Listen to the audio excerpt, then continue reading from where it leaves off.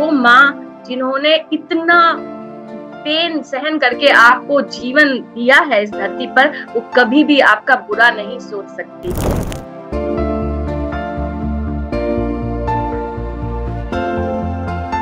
सबसे अच्छी बॉन्डिंग जो अगर दुनिया में कोई हो सकती है तो वो पेरेंट्स और बच्चों की हो सकती है, क्योंकि ये रिश्ता वो है जो स्वार्थहीन होता है।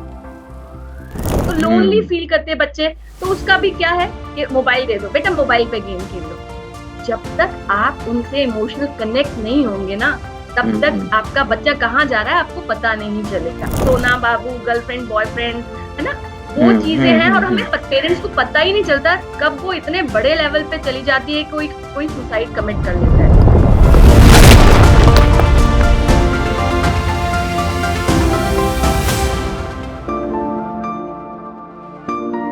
नमस्ते, बहुत बहुत स्वागत है जादुई पन्ने में। आज जादुई पन्ने में जिस शख्सियत के साथ हम लोग मुलाकात करने जा रहे हैं वो कई मायने में खास है, लेकिन उसको साधारण शब्दों में बताने की बजाय थोड़ा सा शायराना अंदाज में बताना चाहता हूं कि सलाह हारे हुए की, तजुर्बा जीते हुए का, और दिमाग अगर आप खुद का लगाते हैं तो आपको हराना नामुमकिन है।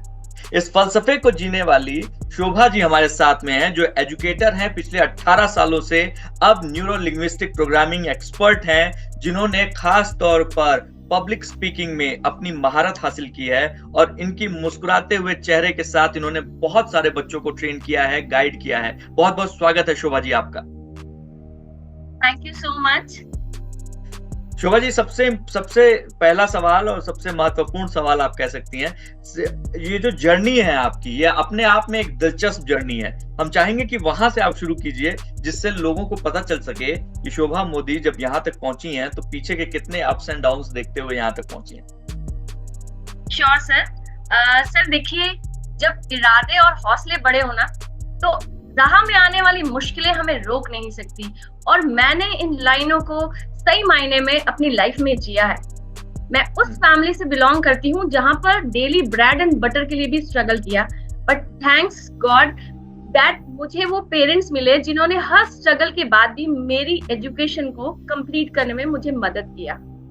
एंड मैंने खुद अर्निंग स्टार्ट की और मेरी हर एजुकेशन मैंने अपनी खुद की अर्निंग से स्टार्ट किया, क्योंकि मुझे पता था कि अगर अपने आप को सबल बनाना है तो एजुकेशन ही मेरी वो वेपन बन सकती है। क्योंकि जब तक आप अपने आप को एस्टेब्लिश नहीं करोगे, लोग आपको एक्सेप्ट नहीं करेंगे। सबसे पहले आपको अपने अंदर के उस जादुई चिराग को देखना है, जिससे आप कहें यस मुझे ये चाहिए और मैं इसके लिए कुछ भी करूंगा। तो मैंने हमेशा से गॉड के ग्रेस से मुझे ये था कि मुझे कुछ करना है, और मैंने अप एंड डाउन्स देखे। ऐसा भी सिचुएशन आया, पुरानी बुक्स लेके पढ़ना पड़ा, कई बार शायद ड्रॉप आउट भी होना पड़े, बट एनी हाउ कंटिन्यू हुआ। एंड उसके बाद मुझे लगा कि मुझे दूसरों की भी हेल्प करनी चाहिए, और इसीलिए आज मैं as a life coach, NLP practitioner and peak performance coach के रूप में आपके सामने हूँ। आप बहुत शानदार जर्नी है, बहुत अच्छी। कई लाइनें आपकी जो है अभी से जो है टच कर गई हैं। शोभा जी, दो चीजें हैं जिनके बारे में बात करेंगे, खासतौर पे बच्चों के बारे में बात करेंगे। यहाँ पे बच्चे जो है वो एक ऐसी कड़ी होते हैं जो माँ बाप के लिए भी बहुत महत्वपूर्ण है, और उनका भी अपना एक जीवन है जो आगे चलना चाहते हैं। स्कूल में एक स्कूलिंग पढ़ाई तो हो रही है, ठीक है, स्कूल में एजुकेशन आपके साइंस, मैथ, आर्ट, हिंदी सब पे जो है फोकस किया जा रहा है, लेकिन मेंटल फोकस खासतौर पे दिमाग के ऊपर कि भाई आप अपने आप को पॉजिटिव कैसे रखिए, सही दिशा में कैसे सोचिए, कैसे अपने मेंटल स्ट्रेंथ को बढ़ाइए, इस पे बात नहीं होती है। हम चाहते हैं कि ये प्रोग्राम देख रहे तमाम अभिभावकों को और जिन बच्चों को जो ये देख रहे हैं उनको कुछ टिप्स दीजिए आप कि कैसे वो अपनी मेंटल स्ट्रेंथ को अपनी सुदृढ़ बना रखें और उसके हिसाब से पॉजिटिविटी के साथ आगे बढ़ें। बिल्कुल जी, देखिए, जब मैंने अपनी एजुकेशन सेक्टर में कदम रखा तो मैंने बहुत सारे बच्चों को देखा, टीनेजर्स, उनको ये लगता है कि हमारे पेरेंट्स से ज्यादा जब उनको टोका जाता है, बिकॉज हर पेरेंट्स ये चाहता है कि हमारा बच्चा सही राह पे चले और एक ना एक दिन कामयाब हो। उस वजह से जो भी रिस्ट्रिक्शंस या उनको जो स्टॉप किया जाता है डिसीजन लेने से, बिकॉज अभी वो उस सिचुएशन में नहीं है कि वो अपना अच्छा बुरा सब देख सके, बट अपने टीनेजर ग्रुप, पीयर ग्रुप के इन्फ्लुएंस में आके उनको ये लगता है कि हमारे पेरेंट्स जो है वो सबसे बड़े दुश्मन है हमारे, वही हमें रोक रहे हैं, और हमारे जो दोस्त हैं जो शायद आज हैं और कल नहीं हैं वो हमारे सबसे प्रिय है। लेकिन मैं उन बच्चों को ये कहना चाहूंगी कि वो माँ जिन्होंने इतना पेन सहन करके आपको जीवन दिया है इस धरती पर, वो कभी भी आपका बुरा नहीं सोच सकती। तो अगर आपके माँ बाप, आपके पेरेंट्स ने आपको यहाँ तक लाने में, आपकी परवरिश करने में शायद अपना खून पसीना एक किया है, कई बार उन्होंने अपने हिस्से की रोटी शायद आपको खिलाई होगी, तो वो इंसान जो आपके लिए जी रहा है कभी भी आपको गलत राह पे नहीं जाने देगा। और इसलिए वो अपने अनुभव से अगर आपको रोक रहे हैं तो एक बार आप या तो आप अपनी बात, अपना पक्ष उसके सब पॉइंट्स के साथ अपने पेरेंट को समझाएं। अगर आप सही होंगे कि आपके पेरेंट्स बिल्कुल से समझेंगे, और नहीं तो ये विश्वास रखिए कि जो हमारा जीवन दाता है वो कभी भी हमें गलत राह पे नहीं जाने देगा और हमारी हानि कभी भी नहीं करेगा। और सेम टाइम पर मैं पेरेंट्स को भी ये कहना चाहूंगी कि देखिए, बच्चे हर समय गलत हो ये जरूरी नहीं होता है। कई बार जो गैप है हमारा, एज गैप या जो टेक्नोलॉजी का एरा है, उसमें हम बहुत पीछे हो जाते हैं एज कम्पेयर टू हमारे बच्चों को। तो कई बार हमें एकदम रूढ़िवादी न होके बच्चों को भी पूरा स्पेस देना चाहिए, उनकी पूरी बात रखने का, और फिर डिसाइड करना चाहिए कि उसका जो पॉइंट ऑफ व्यू है क्या वो सही है। हाँ, हो सकता है कि कुछ पॉइंट्स उसके सही और कुछ गलत हो, तो उसको अप्रिशिएट करें कि ये पॉइंट पे बिल्कुल बेटा तुम सही हो, बट इस चीज को ऐसे करना चाहिए। इस तरह से पेरेंट्स और स्टूडेंट्स के बीच की एक बॉन्डिंग बनेगी। और मैं तो ये कहूंगी कि सबसे अच्छी बॉन्डिंग जो अगर दुनिया में कोई हो सकती है तो वो पेरेंट्स और बच्चों की हो सकती है, क्योंकि ये रिश्ता वो है जो स्वार्थहीन होता है। तो बिल्कुल से पेरेंट्स अपने बच्चों को हर एस्पेक्ट में हेल्प करेंगे ताकि वो आसमान की ऊंचाइयों को छू सके। एक बात बताइए सर, क्या कोई भी ज्यादा खुश हो सकता है उस पेरेंट्स के, उस माँ और बाप से जिसने उस बच्चे को जन्म दिया है, उसके कामयाब होने पे? कोई भी नहीं। शायद भाई को भी जेलस हो जाएगा, बहन को भी हो जाएगा, इवन जो हमारे स्पाउसेस है उनको भी कई बार हो जाता है कि नहीं मुझसे ज्यादा इसकी पूछ कैसे। लेकिन वो पेरेंट ही होते हैं जो अपने बच्चों की कामयाबी पे सर उठा के जीते हैं। और चाहे एक पेरेंट चपरासी हो, लेकिन जब उसका बच्चा डॉक्टर, इंजीनियर बनता है ना, तो उससे ज्यादा चौड़ी छाती किसी की नहीं। सही बात है, बिल्कुल ठीक बात है मैम। एक इन्हीं बच्चों और पेरेंट्स के बीच के मुद्दे को लेकर एक सवाल उठता है। उस सवाल को कुछ मैं शायराना अंदाज में बताता हूँ कि एक जमाने में हमने बच्चों को टीवी देखने पर डांटा है, एक जमाने में हमने बच्चों को टीवी देखने पर डांटा है, और आज एक जमाना है जब हमने हर बच्चे के हाथ में मोबाइल बांटा है। आज आप स्कूल में, घर में, जहां देखिए आप मोबाइल जो है बच्चों के हाथ में सहज उपलब्ध है। ये मोबाइल कितना जो है परेशान कर सकता है पेरेंट्स को भी, बच्चों को भी, उनके मानसिक तनाव को कितना बढ़ा सकता है, और इसको कैसे कम कर सकते हैं, इस पे कुछ बात की जाए। देखिए सर, कोई भी आविष्कार जो हुआ है वो हमारे बेटरमेंट के लिए हुआ है। तो मैं ये नहीं कहूंगी कि मोबाइल जो है या उसका यूज करना खराब है, बट सेम टाइम अति हर चीज की बुरी होती है। देखिए, अगर ये मोबाइल नहीं होता तो शायद हमारे सारी दुनिया में जो एक एजुकेशन है वो रुक जाता 2 साल के लिए। लेकिन एनी हाउ उसके ड्रॉबैक भी थे, बट एनी हाउ मोबाइल था, लैपटॉप, डेस्कटॉप सभी के पास नहीं था, बट मोबाइल था। हाँ, तो ये तो कोरोना टाइम पे मैं कहूंगी ये वरदान था, क्योंकि टच में रह पाए, एजुकेशन का फ्लो बना रहा। और जो देखिए आज के बच्चों में जो एनर्जी है, कुछ ऑनलाइन क्लासेस होती थी, टास्क मिलते थे, तो चैनलाइज होती रही उनकी एनर्जी। सेम टाइम पर कुछ बच्चों ने उसका मिसयूज भी किया, राइट। बच्चों का वो मानसिक स्तर नहीं होता है कि बच्चे जो मोबाइल में देख रहे हैं वो कितना उनके लिए सही है और गलत है। वो जैसा देखेगा वैसा ही उसका बिहेवियर, उसका थिंकिंग पैटर्न बनता जाएगा। तो जरूरी ये है कि हम मोबाइल दें, लेकिन एक ओवर विजन भी रखे, एक ये भी ध्यान रखे, ऐसा नहीं कि हमने मोबाइल थमा दिया एंड दैट्स इट, हमारा रोल खत्म, बल्कि हमें उसके साथ कुछ क्वालिटी टाइम स्पेंड करना चाहिए। उससे पूछना चाहिए कि बेटा आज तुमने क्या देखा, अच्छा मोबाइल पे क्या देखा, क्लास में क्या हुआ, अच्छा तुमने वो वाला ऑनलाइन मैंने देखा कि कुछ चल रहा था, कुछ सुनाई दे रहा था, तो क्या सीखा, तुम्हारी लर्निंग्स क्या है। मतलब मोबाइल का मीन्स ये नहीं है, लाइक आजकल बहुत न्यूक्लियर फैमिली हो गई है, 1 या 2 बच्चे होते हैं, तो लोनली फील करते हैं बच्चे, तो उसका भी क्या है कि मोबाइल दे दो बेटा, मोबाइल पे गेम खेल लो।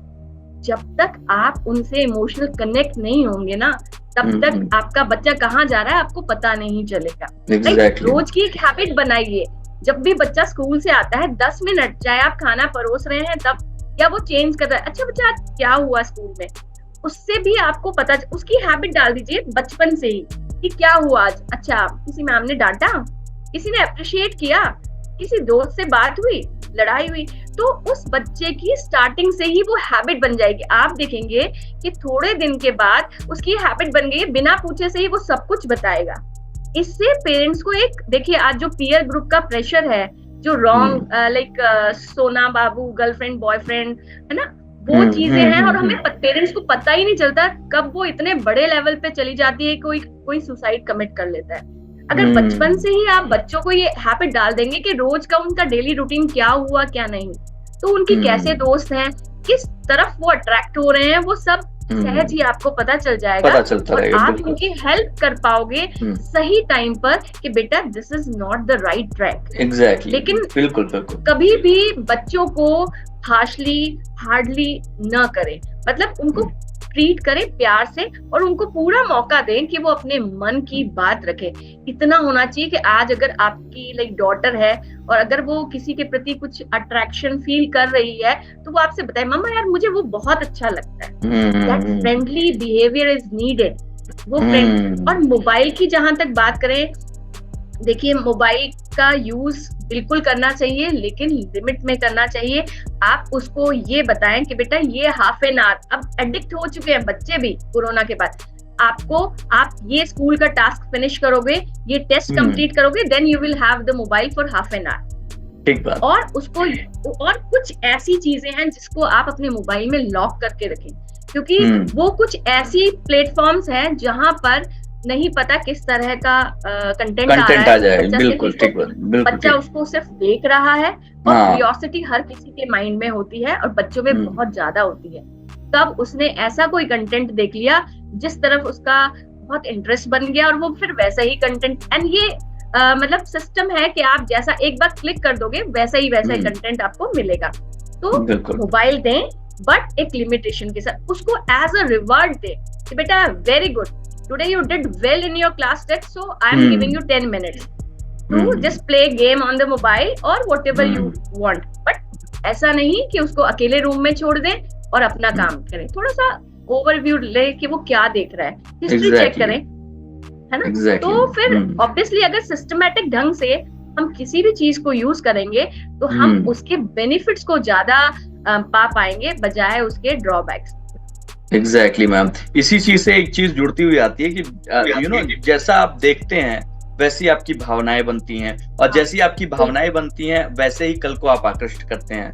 कि अगर आप बहुत ज्यादा चिंतित रहते हैं तो आपको चिंता खींचती है, अगर दुख तो दुख खींचता है, प्रसन्नता तो प्रसन्नता खींचती है, ठीक है, शांति तो और अधिक शांति खींचती है, प्रेम तो और अधिक प्रेम आकर्षित करता है। तो ये जो अंदरूनी काम होता है जिससे आपका अंदरूनी संसार बदलता है, तो आपको लगता है कि परिवार में पेरेंट्स को भी और बच्चों को भी कि किस तरीके से आप इनर इंजीनियरिंग कर सकें, कैसे आप अपने बच्चों को ये भावनाएं और ये चीजें दे सकें कि भैया बाबू चिंता बहुत नहीं करनी है, तनाव नहीं लेना है, बहुत ज्यादा किसी चीज पे अफसोस नहीं करना है, खुश रहिए, कृतज्ञ रहिए, शांत रहिए। तो इसको कैसे जो है इंटर रिलेट करती हैं किसी भी बच्चे की प्रोग्रेस को लेकर? देखिए बिल्कुल सही कहा दिग्विजय जी आपने कि जैसा एनवायरनमेंट होगा, हम एक पौधा जब लगाते हैं, सेम पौधा होता है, सेम बीज होता है, लेकिन उसके आसपास की मिट्टी कैसी है, उसके आसपास की जलवायु कैसी है, उस पे उसकी ग्रोथ डिपेंड करती है। और सेम चीज होती है बच्चों के साथ। बच्चे बिल्कुल कच्ची मिट्टी होते हैं, वो जैसा देखेंगे वैसी उनकी भावनाएं, उनका थिंकिंग पैटर्न बनने लग जाएगा। देखिए हर फैमिली में सर्कमस्टेंसेस अप एंड डाउन्स आते हैं, लेकिन अगर आप बच्चों के सामने सिर्फ प्रॉब्लम्स रखेंगे, सिर्फ लड़ाई झगड़ा वो वाला एटीट्यूड रखेंगे, तो वो वही देखेगा। अगर एक बच्चा अपने पेरेंट्स को सिर्फ झगड़ते देख रहा है तो उसका एक माइंड बन जाएगा कि यार शादी करना बेकार है, सबसे गलत डिसीजन है, कभी करना ही नहीं चाहिए। और कभी भी एक औरत और आदमी के बीच में एक अच्छी बॉन्डिंग हो ही नहीं सकती। औरत अपनी लगाएगी और आदमी अपनी लगाएगा। लेकिन वहीं पर जब झगड़े होते हैं, वहीं पर जो यू कैन से एक दूसरे के प्रति जो लाइफ पार्टनर्स में ग्रेटिट्यूड्स होता है, जो लव है, वो भी मतलब लाइक हम झगड़ा तो बच्चों के सामने करते हैं, लेकिन कभी भी प्यार लाइक अगर हग भी करना है वो नहीं करते। नहीं, बच्चे आ गए, क्यों नहीं करते? झगड़ा करते वक्त हमें शर्म नहीं आ रही कि बच्चे क्या सीख रहे हैं? उनको ये भी पता होना चाहिए कि झगड़ा हुआ था बट अभी पैचअप हो गया, ये लाइफ का पार्ट है, होता है। तो उनको बिल्कुल नेचुरली हम वो बहुत सारे लाइफ स्किल्स सिखा सकते हैं अपनी पेरेंटिंग के दौरान, कि जिससे उनको आगे बहुत हेल्प मिलेगी। उनको ये पता होना चाहिए अगर लाइक फादर की ऑफिस में कोई प्रॉब्लम है, वो डिस्कस कर रहा है और मदर अपने हिसाब से उसके सजेशंस दे रही है, देखो तुम ये कर लो, ऐसे बेटर रहेगा। और जहां मदर को कहीं प्रॉब्लम आ रही है, यार कैसे मैनेज करूं, इतना काम है, मैं तो हस्बैंड कहते हैं उसको छोड़ दो, इसको कर लो, प्रायोरिटी सेट करो ना तुम उस हिसाब से। तो जब ऐसी हेल्दी डिस्कशन भी बच्चों के सामने होगी तो उनको लगेगा नहीं यार, ये तो एक ही गाड़ी के दो पहिए की तरह हैं, मतलब दोनों एक दूसरे को संभाल लेते हैं। लेकिन हम करते उल्टा है, हम झगड़ा तो चिल्लाएंगे, झगड़ा जब भी होगा, आर्ग्यू होगा, वो बच्चों के सामने कर लेंगे, लेकिन हक करना है, प्यार करना है, वो नहीं करेंगे। तो बच्चा कैसे सीखेगा कि झगड़ा हुआ था लेकिन प्यार भी है? वो कैसे सीखेगा कि ये बहुत गहरा बॉन्डिंग है और मेरे पेरेंट्स में बहुत अच्छी बॉन्डिंग है, वो झगड़ते हैं लेकिन पैचअप कर लेते हैं और किसी भी मुसीबत से लड़ जाते हैं। तो ये हमें सिखाना बहुत जरूरी है। एग्जैक्टली। मैं यहाँ पे सभी दर्शकों को ये बताना चाहूंगा कि अगर आप शोभा जी से कोई भी सवाल पूछना चाहते हैं, आपकी कोई दिक्कत है, तो आप यहाँ कमेंट करके पूछ सकते हैं। हम शोभा जी से डायरेक्ट आप ये बात करा सकते हैं। कोशिश ये करेंगे कि अगर आपको जो है पब्लिक स्पीकिंग से लेकर कोई सवाल पूछना है या फिर आपको क्लासेस लेनी है, तो आप हमसे अपॉइंटमेंट ले सकते हैं। शोभा जी से डायरेक्ट हम बात कराएंगे आपकी, और साथ में कोशिश ये भी रहेगी कि आपके कुछ सवाल हैं उनके जवाब भी शोभा जी दे सके। आगे बढ़ते हैं शोभा जी। बहुत इंपॉर्टेंट चीज एक और आ गई है मेरे सामने, मुझे याद आया है इसी चीज से कि जब हम लोग झगड़ते हैं या प्रेम करते हैं तो हमारी वाइब्रेशंस, हमारी ऊर्जा स्थानांतरित होती है। एक ऊर्जा आप देते हैं, एक ऊर्जा आप लेते हैं। तो ये ऊर्जा जो है बहुत सारी चीजें आपका पूरे वातावरण को बदल देती है। इसके बारे में कोई एज अ एनएलपी एक्सपर्ट आप इसके बारे में थोड़ा सा कुछ बताइए कि किस तरीके से हम ऊर्जा का स्थानांतरण, पॉजिटिव ऊर्जा का स्थानांतरण आसानी से कर सकते हैं। देखिए इसका बहुत अच्छा सा एग्जाम्पल मैं बताऊंगी कि आपने छोटे बच्चे को, जैसे आपकी भी बिटिया है, तो आपने देखा होगा कि बहुत बार आपकी बिटिया स्कूल से आती है उसके बाद अपनी टीचर का कॉपी करती है, राइट? अपनी टीचर का कॉपी करती है, जो भी वो बोलती है, मैम हूं मैं, sit down, no, don't talk like this, वो क्या है जो उन्होंने देखा वो सीखा, and that is also a form of energy. ऐसे ही अगर हम घर में ये एनवायरनमेंट क्रिएट करना चाहते हैं, बच्चों को पॉजिटिव एनर्जी, पॉजिटिव वाइब्स देना चाहते हैं, तो जरूरी है कि हम उनके सामने इस तरह का पॉजिटिव एटीट्यूड दिखाएं। लाइक हस्बैंड है, अपनी खाना खा के अपनी प्लेट खुद उठा के ले जाए, ठीक है, अपनी खुद उठा के सिंक में रखा, और वो उससे फॉलो करेगा, वो भी सीखेगा, ठीक है। ये बताएं कि एक गर्ल को कैसे रिस्पेक्ट किया जाता है। छोटी छोटी लाइफ स्किल्स, सॉरी टू से मैं भी एजुकेशन सेक्टर से हूँ, लेकिन हमारे एजुकेशन सिस्टम में साइन थीटा, कॉस थीटा ये सिखाया जाता है जो हर किसी के काम नहीं आता, लेकिन जो रियल लाइफ स्किल्स है ना वो नहीं सिखाए जाते। बट डोंट वरी, आप और हम जैसे और इतने लोग लगे हैं इस ही मुहिम में कि हम अपने बच्चों को, आने वाली हमारी जो जनरेशन है और जो हमारी प्रेजेंट जनरेशन है, उनको ये लाइफ स्किल सिखा पाए ताकि वो अपने आप का बेटर वर्जन बना पाए। और इसी तरीके से वो मैं एक लाइन कहना चाहूंगी कि चली थी अकेली जानिबे मंजिल में, लोग मिलते गए और कारवा बनता गया। तो जो मेरी ये जर्नी है उसके साथ मैं इतने लाइक माइंडेड और पॉजिटिव ऑरा वाले लोगों से मिली हूँ कि अब मेरा जो मिशन है, मुझे लगता है कि वो पाना कोई मुश्किल नहीं है। मुश्किल, बिल्कुल ठीक बात। इम्पॉसिबल नाम की तो कोई चीज होती ही नहीं है। ये सिर्फ हमारे दिमाग की उपज है, हमने ही अपने रिस्ट्रिक्शंस बना लिए हैं। वरना अगर मैं अपने पास में जाऊं तो मैं इमेजिन ही नहीं कर सकती कि मैं जिस फैमिली से बिलोंग करती हूँ, जो मैंने अपना पास देखा है, वहां से मैं आज यहाँ पे कैसे आई। बट ये अपना सेल्फ बिलीव, मेरे पेरेंट्स की परवरिश और मेरे जो मेंटोर्स हैं, जो मेरे गुरु हैं, उनका ही सब सीख है कि आज मैं यहाँ हूँ और मैं इस सिचुएशन में हूँ कि मैं दूसरों को ट्रांसफॉर्मेशन दे सकती हूँ। एग्जैक्टली। अगर मैं ये कर पाई, श्योरली करूंगी, तो मेरा मानव होने का जो है ना वो सार्थक हो जाएगा। मुझे नहीं चाहिए, मुझे नहीं पता 84 लाख योनियों में अगले योनि मुझे क्या मिलने वाली है, पर इस योनि को मैंने सार्थक कर दिया। That is my mission. क्या बात है, बहुत बहुत बहुत सुंदर बात कही आपने। इसी चीज से, आपकी इस बात से जो है एक शब्द मुझे याद आ रहा है, ग्रेटिट्यूड। आप जब कुछ इतना ज्यादा पाते हैं, इतना ज्यादा जो है चीजें करना चाहते हैं, तो आप बहुत हम्बल हो जाते हैं। आपसे भी जो है मतलब अगर कोई नॉर्मली पहली बार मिलेगा तो कभी उसको आपके अंदर वो ये कहते हैं ना हम लोग के पूरा में ठसक कि भाई ये तो 18 साल से जो है एजुकेटर हैं, इनके अंदर एक टीचर की ठसक होती है। ऐसा नहीं है, बहुत फ्रेंडली, बहुत प्यार से, बहुत मोहब्बत से आप बात करती हैं, चीजें दिखाती हैं। जीवन में ग्रेटिट्यूड का कितना महत्व है, ये बच्चों को जरा बताइए मैम। फिर ग्रेटिट्यूड वो चिराग है, वो अलादीन का चिराग है जिससे आप कुछ भी पा सकते हो। देखिए, देने वाला परमात्मा है, लेकिन अगर आप उसको, जो उसने दिया है उसको चैलेंज करेंगे ना, तो वो कैसे देगा आप। लाइक अगर आपकी मदर आपको आपका हेल्थ का ध्यान रखते हुए आपको चपाती एंड सब्जी दे रही है और आप उनसे मांग रहे हैं पिज्जा, बट मदर को पता है ना कि आपकी हेल्थ के लिए क्या जरूरी है, तो मदर क्या कहेगी कि पहले आप 2 चपाती फिनिश करो, then you can have a pizza. ऐसे ही जो ऊपर परमात्मा बैठा है ना, कई बार हम डिसहार्टन हो जाते हैं कि मुझे क्यों नहीं मिल रहा, ऐसा मेरे साथ ही क्यों होता है। बट वो उसको पता है, वो हमारा सब कुछ विधाता है ना, उसको पता है कि कब हमें पिज्जा देना है और कब हमें चपाती देनी है। वो सब लेके बैठा है, बस जरूरत है कि उसको ये बोलो थैंक यू मम्मा, जैसे हम बोलते हैं थैंक यू मम्मा, अब मुझे पिज्जा दे दो, तो हमें बस थैंक यू बोलना है। थैंक यू गॉड, आपने मुझे इतना कुछ दिया, तो गॉड अपने आप से देगा आपको अगली चीज। अच्छा ये लो बेटा, अब पिज्जा खाओ। तो वैसे ही वो ऊपर वाला परमात्मा बैठा है।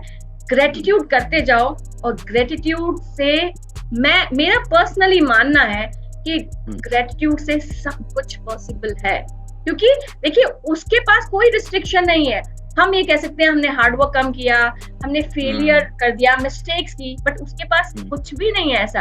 उसके पास हमारे लिए फुल प्रूफ प्लान है और वो हमें देगा, लेकिन देगा कब?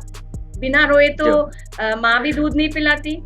लेकिन हमें यहाँ रोना नहीं है, हमें यहाँ जो उसने हमें दिया है उसका शुक्राना करना है। शुक्राना करते जाओ और नई मंजिलों को पाते जाओ। ऊपर वाला हाथ खोले बैठा है हमें देने के लिए। बिल्कुल बिल्कुल, बहुत सुंदर बात कही आपने मैम। और इनफैक्ट आप जो है ग्रेटिट्यूड के साथ अपने संघर्षों के लिए तैयार रहिए। मतलब एक वो शायरी है कि जिंदगी जीना आसान नहीं होता और बिना संघर्ष कोई महान नहीं होता, और जब तक न पड़े हथौड़े की चोट पत्थर भी किसी मंदिर में भगवान नहीं होता। तो बहुत सुंदर बात कही है आपने।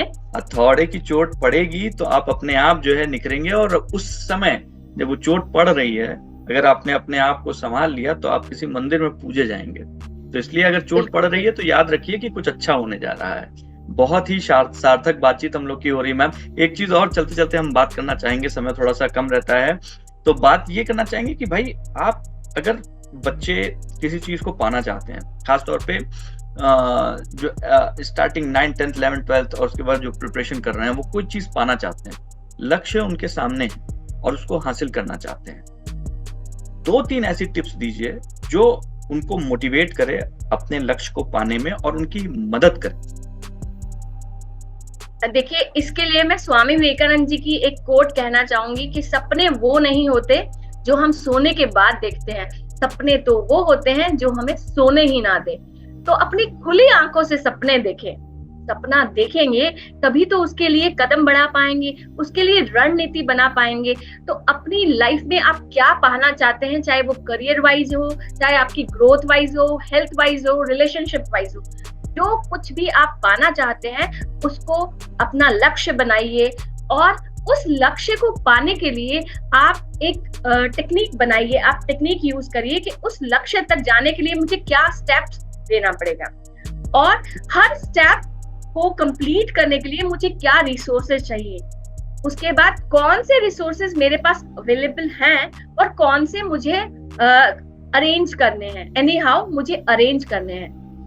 जब आप एक छोटे लक्ष्य को जब भी लक्ष्य के जो स्टेप बाय स्टेप जब आप एक सीढ़ी को पार करते हैं, अपने आप को अप्रिशिएट करिए, सेलिब्रेट करिए। जब आप एक छोटी सी अपनी जब भी आप कुछ छोटा सा सफलता हासिल करते हैं, जब आप अपने आप को उसके लिए अप्रिशिएट करते हैं, सेलिब्रेट करते हैं, तो वो पॉजिटिव वाइब्स आपके चारों तरफ रहेगी, वो आपको एनर्जाइज करेगी कि नेक्स्ट स्टेप पे भी मुझे अचीव करना है। लाइक जैसे केबीसी है, कोई भी गेम है, जैसे केबीसी में है, जब एक पड़ाव पार कर लेते हैं तो एक हौसला और बढ़ जाता है कि अब तो बस 4 क्वेश्चन ही दूर है, अब तो बस इतना ही दूर है। जो 1 करोड़ पे पहुंच जाता है वो सोचता है यार 1 करोड़ मेरा थोड़ी था, लेकिन मैंने 1 करोड़ अर्न कर लिया, तो लेट्स प्ले फॉर 10 करोड़। लेकिन वो हौसला रखें, आप ये ध्यान रखें कि गिरता है शेरो शाह ही मैदान में, अगर आप गिरे हैं ना तो उठेंगे भी। अपनी एनर्जी को इस तरह से चैनलाइज करें कि अगर गिरा तो मुझे एक्सपीरियंस मिलेगा और अगर जीत गया तो सफलता मिलेगी। हमारा कोई भी एफर्ट, मतलब ब्रह्मांड ने हमें इस तरह से डिजाइन किया है कि हमारा कोई भी एफर्ट ऐसा नहीं होगा कि रिजल्ट लेस हो, या तो वो हमें सफलता देगा या फिर जिंदगी का वो फलसफा सिखा जाएगा जो हमने आज तक किसी किताब में नहीं पढ़ा होगा। तो मैं तो ये कहती हूँ कि जिंदगी सबसे बड़ी यूनिवर्सिटी है, वो हमें लाइफ के वो लेसन सिखा देती है जो हमें और कोई भी यूनिवर्सिटी नहीं सिखा सकती। डिग्रियां मात्र साधन है, साध्य नहीं है। तो साधन बनाइए उसको और अपने लक्ष्य तक पहुंचिए। अपने किसी भी बड़े लक्ष्य को छोटे लक्ष्यों में बांटें और उनके लिए प्रयास करें। क्या आपके पास है उसको फुल्ली यूटिलाइज करें, और क्या आपके पास नहीं है उसको रोना नहीं रोना है, उसको अर्न करना है, उसको उसका या फिर उसका सेकंड ऑप्शन कि मेरे पास ये नहीं है तो मैं क्या कर सकता हूँ, मैं क्या कर सकता। लाइक आपके पास नई बुक्स नहीं है तो you can go to library, बहुत रीजनेबल रेट में आप मंथली जो पेमेंट करके आप लाइब्रेरी जा सकते हैं 2 घंटे, और वहां बहुत महंगी वाली बुक्स भी आप पढ़ सकते हैं। You can gain the knowledge. तो ये आपको हेल्प करेगा, लेकिन सेम टाइम आप अपनी छोटी सफलताओं को भी सेलिब्रेट करें। सेलिब्रेट करने से पॉजिटिव वाइब्स आएंगी और आप एनर्जाइज होंगे अगली पड़ाव तक पहुंचने के लिए। बहुत खूबसूरत बात की मैम, बहुत अच्छा, बहुत शानदार बात की है मैम। मुझे लगता है कि खासतौर पे वो लोग जो कहीं ना कहीं हारे हुए हैं ना, उनको ये बात समझना चाहिए। जो बातें बोली हैं शोभा जी ने, बहुत अच्छी बात। देखिए, मैदान में जो कोई इंसान हारता है ना, वो फिर से जीत सकता है, लेकिन अगर कोई मन से हार जाता है ना, वो फिर कभी नहीं जीत सकता। तो आप अपने मन को पॉजिटिव रखिए, चीजों के लिए लड़ने के लिए तैयार रहिए। आज नहीं तो कल आपके पास आपकी चीज होगी, और उसके लिए जो तरीका बताया शोभा जी ने, उस तरीके को यूज कीजिए और उस तरीके से स्टेप बाय स्टेप चलने की कोशिश कीजिए। शोभा जी, बहुत शुक्रिया अपना इतना सारा कीमती समय देने के लिए, और उम्मीद करते हैं फिर एक नए और सार्थक चर्चा के साथ, एक नए टॉपिक के साथ हम लोग की फिर से मुलाकात होगी। तब तक के लिए बहुत शुक्रिया। So much. और लास्ट में मैं ये मैसेज देना चाहूंगी सभी को कि देखिए, मुश्किलें सभी के साथ आई है। जो वर्ल्ड का सबसे रिचेस्ट पर्सन है उसने भी बहुत मुश्किलों को देखा है। तो मुश्किलों से घबराए नहीं, क्योंकि मेरा पर्सनली ये मानना है कि हीरा जब खान से निकलता है ना, तो वो निरा पत्थर होता है। वो जब हजारों मशीनों की मार सहन करता है, तब वो निकलकर हीरा बनता है, और तब उसकी कीमत सारी दुनिया करती है। तो अगर आपको मुश्किलों ने घेर लिया है तो घबराए नहीं, रेडी हो जाएं एंजॉय करने के लिए, सेलिब्रेट करने के लिए कि हाँ, मैं वो इंसान हूं जिसको ईश्वर ने हीरा बनाने के लिए चुना है। और डेफिनेटली आप एक दिन इस दुनिया में हीरे की तरह चमकोगे और सारी दुनिया आपकी वैल्यू करेगी। इसी के साथ thank you so much Digvijay ji, बहुत अच्छा लगा आपसे मिलकर। Thank you. Thank you so much ma'am, thank you.